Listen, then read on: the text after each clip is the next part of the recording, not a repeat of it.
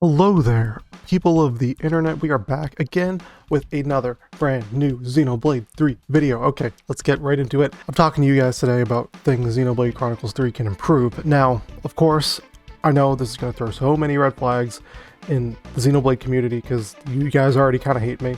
I'm not going to be explicitly targeting issues that I had with the entry in the series that I don't like Xenoblade 2. I'm not going to talk about gotcha. I'm not going to talk about like things specific to that game, right? I want to talk to you guys today about general things, trends I have noticed while playing every game in the series from 1 to 2 to X that I feel like hold it back a little in one way, shape, or form, you know? Now, I genuinely feel like Torna and Definitive Edition did fix a lot of issues that I had. Things like quest tracking, things like enemy level scaling with expert mode, you know, just various little things I think were made so much simpler. The mini-map and just being able to view objectives in the world a lot simpler. You know, things were fixed with these new quality of life changes brought upon the newest entries in the series, right? But there's always room for improvement. There's always room for growth no matter where you go. And, you know, criticizing the mediums we love, the things that we love, is the best way to make them better for ourselves and for the people around us. So keep that in mind. I'm not going to be picking on Xenoblade 2 today. I want to give a one-on-one talk with you guys about what can make this the best Xenoblade game. So let's get right into it. Okay, so the first thing I think this game could do, or include rather, to make it a much better experience is to give us an enemy compendium. Give us like just a catalog of all the creatures we come across. That way we can kind of identify them more easily without having to go to wikis or look up files or things like that, or just go through quests, dialogue, things like that as well. And that way we can also figure out, you know, hey, this is what this enemy, you know, might be weak to. Are they weak to ether damage? What kind of ether damage? You know, stuff like that. What is it that makes an enemy unique compared to another one? Giving us a compendium, giving us like kind of almost a lore book for an enemy that's designed a certain way, I think would be a very interesting little bit of an addition to add to the flavor of the game, you know, add to the world building in a little way. So that's my first inclusion there. Number 2. So number 2 is actually something we did see in the trailer very briefly, which is why I think they're going to make it a staple overall. I want to see vehicles in this game. We saw the boat very briefly in the trailer for like 2 seconds, something no one's really talked about, but I want to see other things. I want to see like an aircraft. I want to see a car. You know, like I want to see some sort of, you know, way that makes traversal around these big open spaces a lot simpler, a lot quicker, because I think after playing X a lot too for the review that I'm making, it's definitely opened my eyes to having, you know, that big mech flying around. It definitely helps having that thing around because, you know, you're able to just get from point A to point B so quickly. You're able to explore this vast open space a lot more quickly too. And with that said, considering we are getting a boat at the very least too, that does show to me that this is probably going to be a really big game in scope. There's probably going to be huge areas. Like, I wouldn't be surprised if it's the size of Xenoblade 1 and 2's map combined, right? Like, at this point. But yeah, that's number 2. So number 3 does actually have to go into this a little bit. They need to tone it down with the high-level monsters in the low-level area thing that they do. It was funny with Rodbard, okay? It was funny with Gonzalez, okay? I feel like, especially if the game's gonna have vehicles too, right? Like, it's probably gonna make it kind of difficult to traverse a lot of these areas. With the fear that if you're going too fast, you're going to run into a monster that'll just wipe your party. That was especially aggravating when playing X, for example, right? Where like, if you so happen to even sneeze in the general direction of a big, like, level 80 monster riding around in your Skell, your entire Skell will just get wiped, and then you'd lose it, and you'd have to pay like 100,000 credits in order to get it back. Like, some shit like that, which is insurmountably annoying. Or when, you know, you're walking around in Xenoblade 2 and Moradane, really massive high-level enemy that you're obviously not supposed to fight, just in the way of how you get to your next story mission, something like that. Just toning it down a bit with what is honestly a funny meme, which kind of oversteps its boundaries a little bit, and making it just a meme again would be nice. I want them to reserve the big scary enemies to the open areas where if you're just aimlessly exploring, it's a noob trap, not making it so that these things can get in the way of your actual progression and exploration of the world. So that's the next one. So number 5, I think, right? We're on 5, yeah. Give us the ability to speed up battle animations. They did really good giving us auto run, with Xenoblade 2. I want to see a streamlined battle system that makes it so that, you're not sitting there kind of just waiting for animations to play out. I would prefer that to watching a lot of battle animations play out, because sometimes when you're just getting through the rhythm, you're just grinding for something, whether it be a material for a quest or something like that. You just kind of want the time to go by, right? You're not really focusing on the minute details of the combat in a lot of cases. It was especially the case when I played Xenoblade 2, in all honesty, but that was just me there. So yeah, speeding up the battle animations to make the battles go by a bit quicker, I would appreciate that personally. Next one is I would like them to add different elements to combat as well. So right now, like one of the big things, the staple of Xenoblade is positioning in combat, right? I mean, that was in the first game, it was the way in X as well, and to a lesser extent in Xenoblade 2, but they kind of brought it back in Torna and made it more important in Torna, where, the positioning of your character really influenced the amount of damage you did, and things like that. Some attacks did more damage from the sides, some from the back. Some were debuffs if you hit them in a certain angle, or this or that, But I want there to be more types of influence to combat like that make each and every single playable character distinct. You know what I mean? So I want a character that maybe does focus on positioning, and that's his gimmick. His gameplay is positioning focused, and then maybe one character that's focused on rhythm. In order to do the most damage, you have to time your button presses of a move with how he syncs it up on the screen or something like that, or with the rhythm of even the music, something like that. That would be cool. Or giving us a character that does, stance changing character would be cool. Maybe give us a character that focuses on button mashing, right? Like every one of their arts requires you to mash a certain button or press a combination of buttons like you're playing a fighting game, something like that. Liven up the combat, make every character feel distinct in a combat system that is universal. And I think that would be a really good way to do it. Just giving every character their own kind of gimmick of a moveset in a way. So yeah, that's another thing that I think they could do to improve the gameplay overall. The next thing I want to see, and this one I think everyone, no matter what Xenoblade fan you are, will agree with me on this. Please, for the English VA, fix the lip flaps. I know that it's synced in a lot of the cutscenes, the Japanese dub of these games, right? I understand that. But sometimes it just looks so unnatural. Now, I think they fixed that a little bit in Torna, and Definitive Edition did an okay job with it too.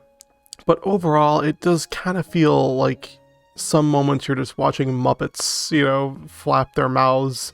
Then again, I understand that it is synced to the Japanese dub, not the English one, and I'm just a nerd who likes the English dub of games, because that's how I function. It's how my lizard brain functions. But, in any case, just fixing it to make it more cohesive to that specific dub would just greatly increase my enjoyment of the title for sure. And I already see some improvements, though. The trailer, I mean, I don't think it was synced to the actual trailer. I don't think what they were saying was actually what was transpiring on screen most of the time. At least I hope it wasn't. So the next thing I want to see, I want them to make the affinity chart, whatever this game's version of the affinity chart or the affinity system is going to be, easier to track. It was very frustrating in a lot of these games to, have walked around areas and to make sure you talk to every single NPC so you can kind of get that affinity tree completed in a specific location. You want to make sure you talk to every single NPC, and to some extent I liked it because it kind of engrossed you in the world in a way, right? It made you get connected to each of these individual characters. But at the same time, it was such a chore when certain characters only spawned at certain times, and you weren't sure if you already talked to one person over the other, and you had to double check, and it really wasted your time, right?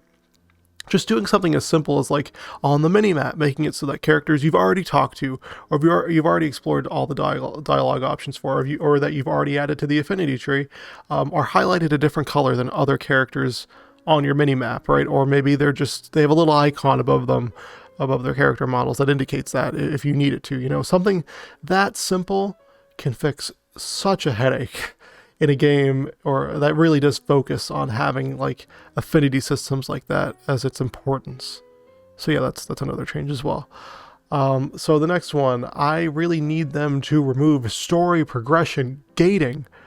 That is the most frustrating part of this series easily. After playing X as well, it was a problem in that game where you were gated every single story mission you had to do.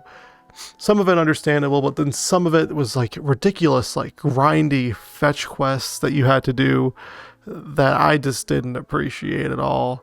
Like having to get your scale flight module, it's important to get it for sure, but being forced into a solo mission with a scale where you have to fight this singular monster that has a low spawn chance of an item that you need to drop. And all the while, as long as you accepted this mission and you're on it, you can't move anyone in or out of your party. So if you want to try to grind, if you want to try to do things, it's just going to be your main character and that's it. Like that was so bad. And then there was Torna having its entire ending blocked behind you getting your Torna Paragon status up and the Torna affinity chart maxed out. That was a grind I never want to repeat in my life. Or everyone's favorite thing about Xenoblade Chronicles 2, field skills, right? Completely gating you from exploring areas that are plot essential. Like, those things didn't really do anything to help the experience of the player, and it didn't help casual fans get through, to get to the good parts of the game, because I think we can all agree all those things I mentioned, field skills, the Torna affinity, the fetch quests in Xenoblade X, those weren't the good parts of those games, right? Just like rebuilding Colony 6 wasn't the good part of Xenoblade Chronicles 1. But we were forced to do these things in order to see the good parts, or to see the story moments that we kind of wanted to see in order to progress in the actual core game that we wanted to progress in. And removing those barriers entirely and making it so that, either enemies scale with us, or just removing those tedious moments that had nothing to do with the core gameplay anyway, would definitely make the experience of Xenoblade 3 a lot better for everyone. I think we're all in agreement of that, right? At least I feel like we should be. The next thing, all right, I want them to make the tutorials for this game more succinct. Now, I'm not saying I don't want them to have complex combat that is really great and, has a lot of moving parts to it. Of course, I want to see them make a combat system that is good and is fun. But I want them to have a combat system that is easily accessible to people, enough so that they don't have to flood you with like 80 tutorials among 20 hours of gameplay. I want the combat to be easy enough that you could pick it up and understand it right away, but difficult enough that, in order to perfect it, you have to put dozens of hours to hundreds of hours into it to fully understand it. And I feel like that's where Xenoblade 2 especially really faltered. That game definitely had a combat that was hard to understand at first, and as a result, once you did kind of get it, it honestly felt a little shallow to me after the fact, because it seemed like this ultra complex thing that was so difficult to understand. But then when you actually understood it, it really wasn't. Getting the core gameplay right in Xenoblade 2 wasn't super difficult or complex. But it felt like that because of all the tutorials and all the things thrown around at you that, made it harder to understand upon first impression. So that's my ultimatum for the combat. I want it to be simpler to understand, but more difficult to master. So yeah, I told you guys I wouldn't be just making fun of Xenoblade 2, but I had to throw that one in there. I'm sorry. The next one I want to see, I want to see harder difficulty options that are beyond just an expert mode that, you know, lets you lower your level, or a mode that just bloats enemies HP, right? I want to see, you know, a mode that makes it so that more higher level monsters spawn in certain areas, or makes it so that, you know, you take more damage per hit, sure, but, you know, enemies will use different moves depending on the difficulty options that you have. Things that kind of keep you on your toes for repeat playthroughs, right? I want to see more dynamic difficulty options too, you know, beyond just making a super casual easy mode and, you know, just a difficult mode as well, you know, maybe giving us even a difficulty slider too. A lot of RPGs do that nowadays, and I would definitely want to see that in a game like this as well. So that's another thing I want to see them improve upon. Man, this video is getting kind of long. I didn't expect this to be this long, in all honesty, guys. Next, I want to see more than just item orbs as open world collectibles. That was easily the most fun part of the exploration of Xenoblade Chronicles X, was having different, you know, probes and just items on the field you can find that were collectible, you know, objects to just grab that weren't just random item orbs floating around. And having more items like that in the environment would definitely serve to kind of make the game a little more exciting, you know, things that you could walk around and interact with beyond just picking up an item for a fetch quest somewhere, or you know clicking on an item because of a field skill and seeing if you have it or not, you know, something like that. So that's another thing I want to see as well. Next, I want to see, and this is a weird request, right? Maybe it's because I've been playing Pokemon and I played Breath of the Wild 2 now. I want to see dynamic weather conditions that actually alter a player's stats in combat. Things like, you know, oh, if it's raining out, maybe if you have fire ether magic or something, it works a little differently. Or, you know, some characters get a boost in certain weather because of their mood, or, you know, even the temper system or morale system, you know, that will be altered depending on the weather, because some people might not like it if it's too cold, or some people might not like it if it's too hot, or something like that, you know, like things that can alter the course of gameplay just based on how the world functions as well. I would like to see that. Yeah, that'd be cool. The next thing, man, I think we're all gonna give a big sigh of relief if they do this. Please tone down the battle chatter, only to the necessities. Like, I hate the argument that people have when it comes to these games where it's like, if you don't like the battle chatter, just shut it off. Well, in the games where the battle chatter really matters, the battle chatter matters so much because it's essential to the combat. You know, when they say a certain name of a move, they are specifically calling it out to let you know in order to combo off of it. You know, when they say something that increases your character's morale because you hit a prompt correctly, it lets you know that their morale is boosted versus just staring at different corners of the screen or something like that, right? But I feel like it kind of became just noise with 2, and even to a little bit to an extent with Torna, where characters would just say things on screen, and plus you had the enemies, oh my god, that would talk all the time, depending on how you fought, but you know, they would just say things 24/7 that they didn't need to say, and it really did hamper the experience of just sitting through combat when you just heard meme and think you can take me, don't forget me, like over and over again. It just got like grating to the ears, versus, you know, when the callouts before used to just be, hey, I'm announcing this move that I'm doing, and every once in a while I'll say like it's Rhine time or I'm feeling it, just to indicate to you, hey, my morale's being boosted. It's purely affecting gameplay. But even then, it kind of went a little too far sometimes too, like in Xenoblade 1 when Zord just wouldn't shut up if you hit him and he's like, it feels like a fly bit me, like oh, so annoying. But in any case, yeah, tone down the battle chatter to just the necessities, please. I only want to hear what I have to hear if it's going to be a part of the game. Thanks, Monolith Soft. I believe that you'll do this. Okay, so the next thing I want to see is actually a photo mode, right? You guys might actually be surprised to hear this, because like I was surprised thinking about it myself. I'm like, man, Xenoblade is the one game that would benefit the most from a photo mode that hasn't gotten a photo mode yet. Xenoblade environments are fucking beautiful, guys. No matter what you think about any of the games in the series, all the games have beautiful art direction and beautiful like graphic design.